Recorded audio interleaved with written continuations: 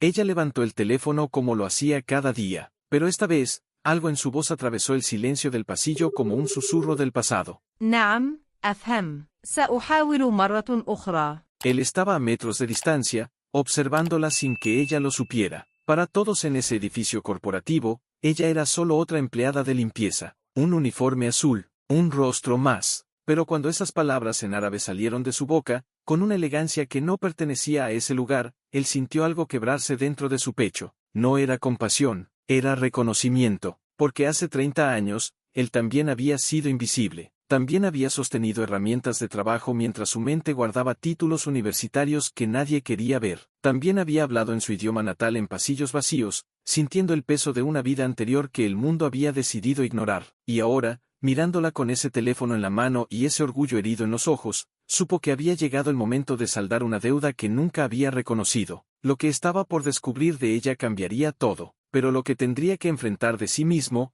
eso sería aún más difícil. Esta no es una historia sobre caridad, tampoco es sobre un millonario de buen corazón que decide ayudar a alguien necesitado. Es mucho más incómoda que eso, más real, porque lo que Daniel Kova descubrió ese día no fue solo quién era ella, sino quién había sido él, y a veces, cuando la verdad sale a la luz, no llega como redención, llega como una deuda. Estamos en Toronto, Canadá, séptimo piso de una torre corporativa donde el silencio huele a cuero importado y café francés. Daniel llevaba 30 años construyendo imperios financieros, negociando fortunas, cerrando tratos que movían mercados enteros. Pero nunca imaginó que una conversación telefónica en árabe, pronunciada por una mujer con uniforme de limpieza, lo arrastraría de vuelta a un pasado que él había borrado con éxito, hasta ahora. Lo que parecía un encuentro casual era, en realidad, el inicio de una confrontación que ninguno de los dos había buscado, pero que ambos necesitaban, porque hay secretos que no se olvidan, solo se esconden. Y cuando alguien los reconoce en tu voz, ya no puedes fingir que nunca existieron. Antes de continuar, quiero pedirte algo. Comenta desde qué ciudad nos estás viendo y qué hora es allá en este momento.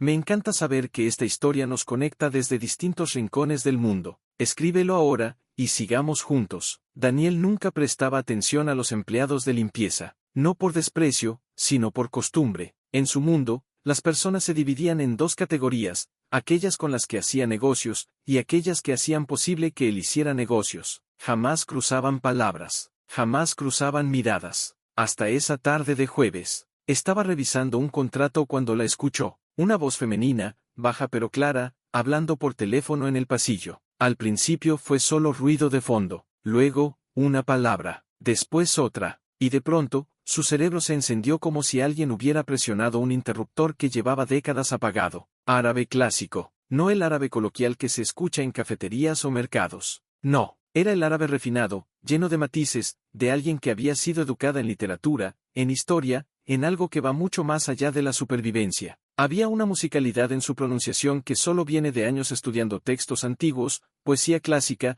de haber vivido entre libros que la mayoría de la gente ni siquiera sabe que existen. Daniel sintió algo extraño en el estómago, una mezcla de nostalgia y reconocimiento que no había experimentado en años. Era como escuchar una melodía que creías haber olvidado, solo para descubrir que tu cuerpo la recordaba perfectamente. Se levantó de su silla sin pensarlo, caminó hacia la puerta de su oficina y la abrió despacio, como si temiera romper algo frágil, y ahí estaba ella, Naima, así decía su gafete, apenas lo había notado antes, pero ahora, viéndola de pie junto al carrito de limpieza, con el teléfono pegado al oído y esa expresión de concentración profunda, era como si la viera por primera vez. Ella terminó la llamada y levantó la vista. Por un instante, sus ojos se encontraron, y en ese instante, Daniel vio algo que lo descolocó por completo, orgullo herido, no sumisión, no indiferencia, orgullo. El orgullo de alguien que sabe que alguna vez fue más de lo que el mundo ve ahora. El orgullo de quien entiende que la ropa que lleva puesta no define lo que hay dentro de su cabeza. Era la mirada de alguien que había peleado batallas invisibles cada día, y seguía de pie. ¿Hablas árabe?, preguntó Daniel, y su voz sonó más temblorosa de lo que esperaba. Naima lo miró en silencio, luego asintió, apenas. Sí, tu acento. Daniel tragó saliva. Es sirio, de Damasco. Ella no respondió de inmediato, solo sostuvo su mirada, como si estuviera evaluando si valía la pena continuar esa conversación, como si hubiera aprendido, a través de años de decepciones, que no todas las conversaciones merecen abrirse, que no todas las personas que preguntan realmente quieren escuchar la respuesta. Finalmente, con una calma que parecía ensayada durante años, dijo, lo era. 2 palabras, pero en ellas había un abismo hecho de ciudades bombardeadas, de títulos universitarios que dejaron de importar en el momento en que cruzaste una frontera, de noches sin dormir preguntándote si alguna vez volverías a ser vista como la persona que realmente eres. Daniel sintió algo extraño en el pecho, no compasión, algo más profundo, más peligroso. Reconocimiento. ¿Cuánto tiempo llevas aquí?, preguntó. 4 años. ¿Y antes? Antes, Naima bajó la vista hacia el trapeador en sus manos. Antes yo enseñaba. Daniel frunció el ceño. ¿Enseñabas? Literatura árabe, en la Universidad de Damasco, durante 15 años. El silencio que siguió fue tan pesado que parecía ocupar todo el pasillo. Daniel sabía lo que eso significaba. Sabía lo que implicaba haber sido profesora universitaria en Siria y terminar trapeando pisos en Canadá. Sabía cuántas puertas se habían cerrado, cuántos títulos se habían vuelto irrelevantes. ¿Cuántas veces había tenido que explicar, rogar, traducir documentos, esperar, y al final, aceptar cualquier trabajo que le dieran? Sabía del sistema que no reconoce credenciales extranjeras, de los procesos burocráticos que pueden durar años, de las entrevistas donde tu experiencia de 15 años se reduce a un «no tenemos posiciones disponibles en este momento», del momento exacto en que te das cuenta de que, para este país, tu pasado no cuenta, que tienes que empezar desde cero, como si nunca hubiera sido nada. Porque cuando llegas sin nada, aceptas lo que sea, y Daniel lo sabía mejor que nadie, porque él también había llegado sin nada. Lo que Naima no sabía, lo que nadie en esa torre corporativa sabía, era que Daniel Cova no siempre fue un millonario, no siempre tuvo trajes italianos ni oficinas con vista al lago Ontario. Daniel llegó a Canadá en 1989, tenía 19 años, una maleta prestada y un pasaporte yugoslavo que dejó de existir 2 años después. Huyó de la guerra, de las bombas, del hambre, de ver cómo todo lo que su familia había construido se desvanecía en cuestión de meses. Su padre era ingeniero, su madre, pianista. Vivían en una casa con jardín en Sarajevo, donde las tardes olían a cerezas y café turco, donde los domingos se llenaban de música clásica y conversaciones sobre literatura, donde el futuro parecía algo seguro, algo que podías planear. Y un día, todo eso se convirtió en escombros. Daniel recordaba con claridad casi dolorosa la última vez que vio su casa, las paredes llenas de grietas por las explosiones cercanas, los libros de su madre cubiertos de polvo y vidrios rotos, el piano que nunca volvió a sonar. Recordaba la mirada de su padre cuando le dijo, tienes que irte, ya, no hay futuro aquí para ti. Recordaba el momento en que entendió que nunca volvería. Daniel llegó a Toronto sin hablar inglés, sin contactos, sin dinero. Durmió en refugios donde el olor a desesperanza se pegaba a la ropa. Lavó platos en restaurantes donde los cocineros gritaban órdenes que él no entendía. Trabajó en construcción bajo el sol canadiense que quemaba su piel eslava, cargando ladrillos hasta que sus manos sangraban y su espalda gemía de dolor. Y cada noche, mientras sus manos sangraban por el trabajo duro, se prometía a sí mismo una cosa: nunca más seré invisible. Aprendió inglés escuchando la radio durante horas, repitiendo frases hasta que su lengua dejara de tropezar con sonidos extraños. Estudió finanzas en una universidad comunitaria mientras trabajaba doble turno, durmiendo 4 horas por noche, tomando café barato que le quemaba el estómago vacío. Se cambió el apellido para que sonara menos extranjero. Borró su acento, practicando frente al espejo hasta que cada palabra sonara perfectamente canadiense. Borró su historia. Se reinventó como un hombre sin pasado, sin cicatrices, sin deudas emocionales. Y funcionó. Construyó una empresa, luego otra, luego un imperio. Se casó con una mujer canadiense de buena familia. Compró una casa en el vecindario correcto. Aprendió a jugar golf, a hacer chistes en cenas corporativas, a moverse entre la élite como si siempre hubiera pertenecido ahí. Pero cada vez que veía a un inmigrante limpiando pisos, sentía una punzada, una incomodidad que rápidamente enterraba bajo reuniones, contratos y números. Un recordatorio de que su éxito estaba construido sobre la negación de todo lo que había sido, hasta que escuchó a Naima hablar en árabe, y algo dentro de él se rompió. Si esta historia te está tocando de alguna manera, si conoces a alguien que también empezó de cero en un país nuevo, deja un corazón en los comentarios. Quiero saber que no estoy narrando esto al vacío. Daniel no pudo dormir esa noche. Seguía viendo el rostro de Naima, su orgullo, su cansancio, su dignidad intacta a pesar de todo. Se levantó a las 3 de la madrugada, incapaz de seguir fingiendo que podía descansar. Se sirvió un whisky que no bebió. Se paró frente a la ventana de su penthouse, mirando las luces de Toronto que parpadeaban como estrellas caídas. y por primera vez en décadas, se permitió recordar quién había sido antes de convertirse en quien era ahora. Recordó su primer invierno en Canadá, cuando no tenía abrigo adecuado y el frío le cortaba la piel. Recordó la vergüenza de no entender menús en restaurantes, de pedir ayuda con gestos torpes. Recordó la soledad brutal de ser invisible en un mundo que no te ve porque no sabe cómo mirarte. Y supo que no podía dejar pasar esto. Al día siguiente, la buscó. La encontró en el tercer piso, limpiando una sala de juntas vacía. Se acercó despacio, como si tuviera miedo de asustarla, como si supiera que lo que estaba a punto de decir podía cambiar las cosas o arruinarlas para siempre. Naima. Ella se dio la vuelta, sorprendida. Señor Koba, necesito hablar contigo, no como tu jefe, solo, como alguien que entiende. Ella no dijo nada, pero dejó el paño sobre la mesa y esperó. Había algo en su postura que sugería que estaba acostumbrada a escuchar promesas que nunca se cumplían, que había aprendido a no esperar demasiado de las palabras bonitas. Daniel respiró hondo. Sé lo que es llegar sin nada, sé lo que es sentir que todo lo que eras ya no importa, y sé que probablemente estés cansada de escuchar promesas vacías, pero quiero ofrecerte algo. ¿El qué?,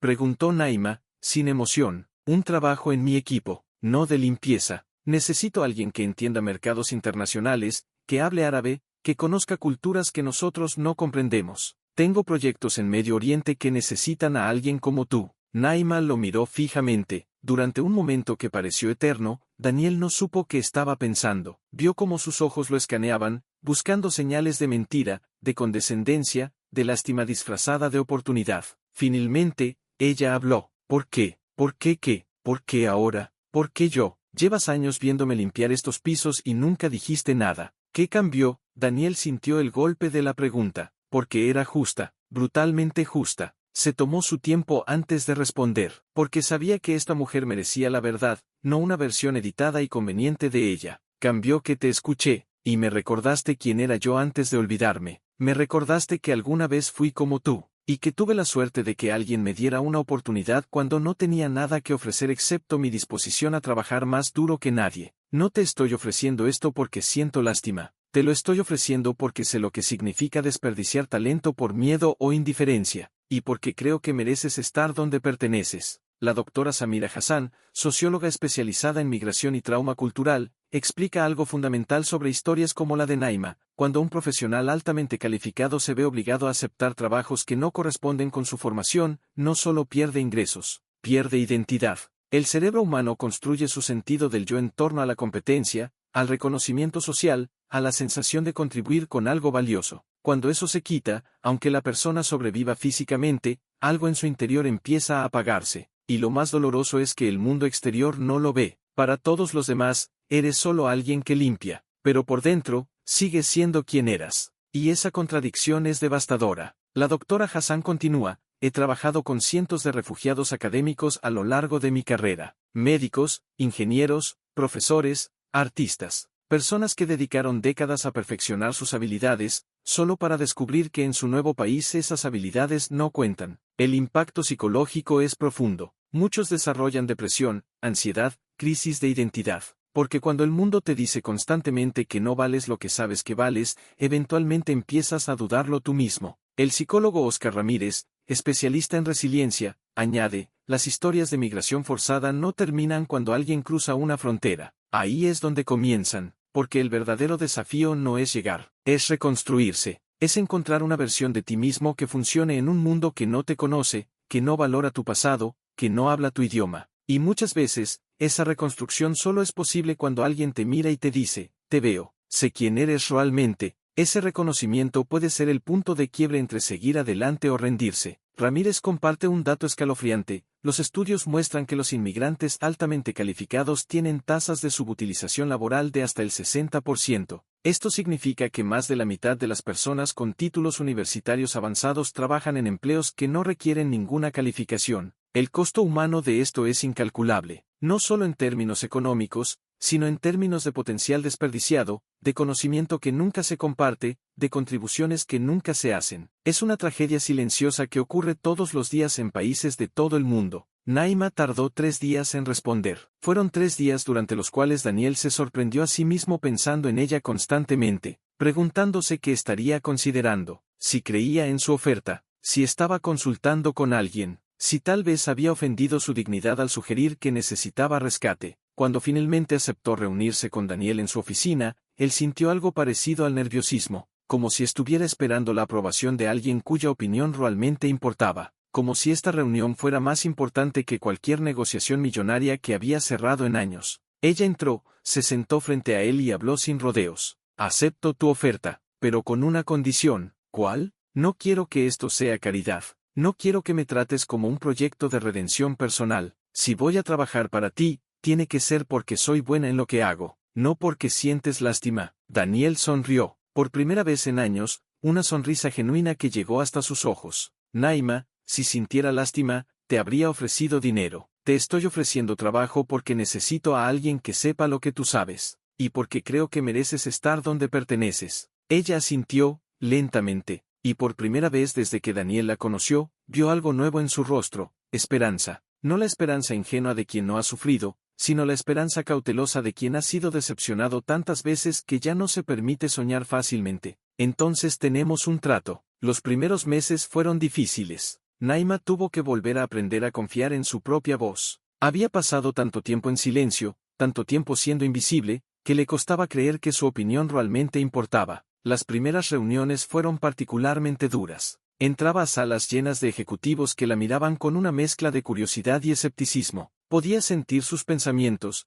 ¿Quién es esta mujer? ¿Por qué está aquí? Y cada vez que abría la boca, tenía que luchar contra una voz interna que le susurraba, no eres suficiente, no perteneces aquí. Pero Daniel la empujó, no con paternalismo, sino con exigencia. La puso a cargo de negociaciones delicadas. La envió a reuniones con clientes internacionales. La hizo parte de decisiones estratégicas. Y cuando ella dudaba, él no la consolaba, la desafiaba. Tú enseñaste durante 15 años, le decía. Enfrentaste auditorios llenos de estudiantes todos los días. ¿Crees que estos ejecutivos son más intimidantes que eso? Y Naima floreció. Su conocimiento del árabe clásico le abrió puertas que habían estado cerradas para la empresa durante años. Su comprensión de las dinámicas culturales de Medio Oriente, de los matices que los consultores occidentales nunca captaban, hizo que contratos que parecían imposibles se cerraran. Su presencia en la empresa no solo era valiosa, era indispensable. Pero algo más estaba pasando. Daniel también estaba cambiando. Verla recuperar su identidad le recordó algo que había olvidado,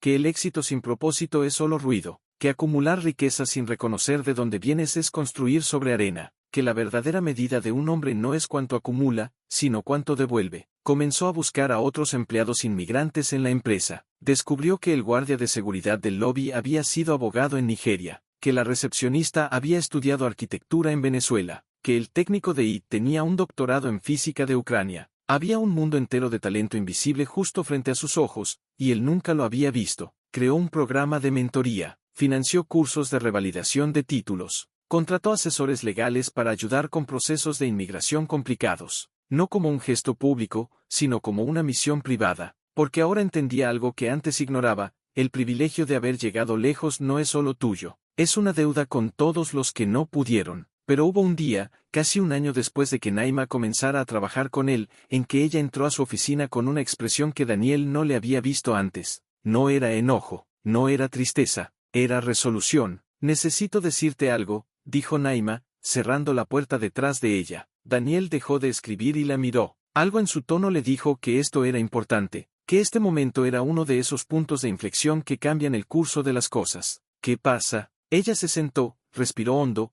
y dijo algo que lo dejó sin palabras. La noche que me escuchaste hablar en árabe por teléfono, no estaba hablando con mi familia. Daniel frunció el ceño. ¿Entonces con quién? Naima sostuvo su mirada, y en sus ojos había una intensidad que él reconoció. Era la misma intensidad que había visto en el espejo décadas atrás, cuando él decidió que no se conformaría con sobrevivir, con una organización que ayuda a refugiados académicos. Llevaba meses intentando traer a Canadá a otros profesores sirios que están atrapados en campos de refugiados. Profesores como yo, personas que alguna vez tuvieron vidas completas y ahora no tienen nada. Daniel sintió un nudo en la garganta. De pronto entendió por qué Naima nunca había hablado de su familia, por qué siempre había algo de urgencia en su trabajo, por qué parecía cargar con un peso invisible que iba más allá de su propia historia. ¿Y por qué no me lo dijiste antes? Porque no quería que pensaras que acepté este trabajo para pedirte favores. Quería demostrarte primero que valía la pena, que podía contribuir. Y ahora que lo hice,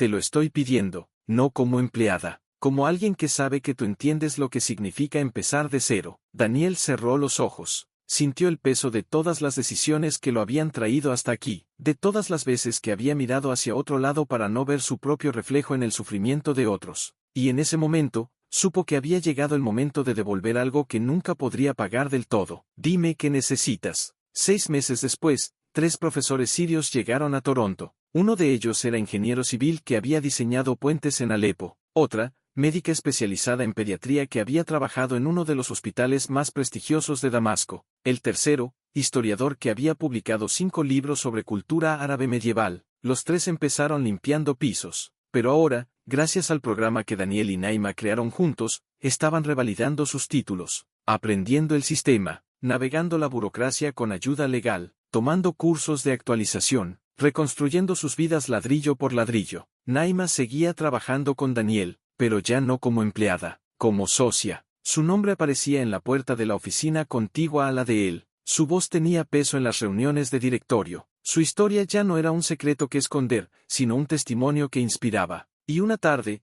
mientras revisaban los documentos de un nuevo refugiado que estaba por llegar, una arquitecta de Yemen, Daniel le preguntó algo que había querido preguntar desde hace meses. ¿Por qué seguiste adelante, después de perderlo todo? ¿Qué te hizo no rendirte? Naima dejó los papeles sobre el escritorio. Se tomó un momento, mirando por la ventana hacia la ciudad que los había recibido a ambos en circunstancias tan diferentes, porque sabía que ser invisible no era mi destino, era solo un capítulo, y los capítulos terminan. Hizo una pausa, y cuando continuó, su voz tenía una profundidad que venía de lugares que Daniel conocía bien, también porque recordaba a mis estudiantes en Damasco, cómo me miraban cuando les enseñaba poesía de Al-Mutanabbi, cómo sus ojos se iluminaban cuando entendían una metáfora compleja, y pensaba, si me rindo, si dejo que este país me convierta en alguien que solo limpia pisos, entonces todo ese conocimiento muere conmigo, y no podía permitir eso, no cuando todavía había palabras dentro de mí esperando ser dichas. Daniel asintió, sintió un peso soltarse en su pecho, uno que había estado ahí durante tanto tiempo que ya no recordaba cómo era respirar sin él. Por primera vez en décadas, sintió que su éxito significaba algo más que números en una cuenta bancaria, porque el verdadero lujo no es tener poder, es usarlo para que otros recuperen el suyo, es entender que tu historia no termina con tu propio éxito, sino que comienza ahí, que la verdadera medida de lo que has logrado no está en lo que tienes, sino en lo que devuelves. En cuántas puertas abres después de que alguien abrió la tuya.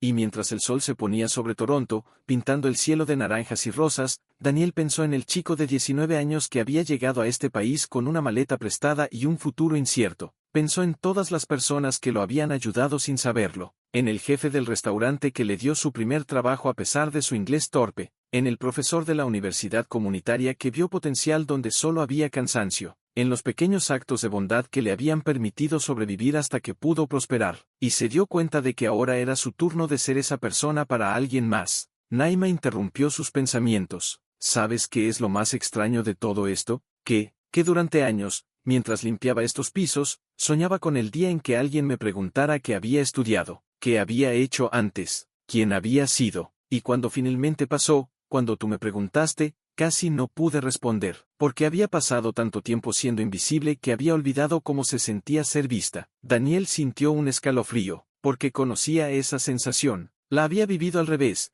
él había pasado tanto tiempo siendo visto que había olvidado cómo se sentía ser verdaderamente invisible. ¿Y cómo se siente ahora?, preguntó. Naima sonrió, una sonrisa cansada pero genuina, llena de batallas ganadas y cicatrices que se habían convertido en sabiduría, como volver a casa, no a un lugar. A mí misma. Aquí termina esta historia, pero la pregunta que deja es esta: ¿cuántas personas valiosas pasan frente a nosotros cada día sin que las veamos? ¿Cuántos talentos están escondidos detrás de uniformes que el mundo ignora? Y si tuvieras la oportunidad de cambiar eso, ¿lo harías? Porque tal vez el mayor acto de valentía no es construir tu propio éxito, es reconocer que tu éxito solo tiene sentido si ayuda a otros a construir el suyo. Tal vez la verdadera riqueza no se mide en lo que acumulas, sino en cuántas vidas tocas. ¿En cuántas historias ayudas a reescribir? ¿En cuántas personas dejan de ser invisibles porque tú decidiste verlas? Y tal vez, solo tal vez, el encuentro entre Daniel y Naima no fue casualidad. Fue la vida diciéndoles a ambos que era hora de saldar cuentas con el pasado, que era hora de convertir el dolor en propósito, que era hora de que las historias que llevamos dentro dejen de ser secretos y se conviertan en puentes. Déjamelo saber en los comentarios.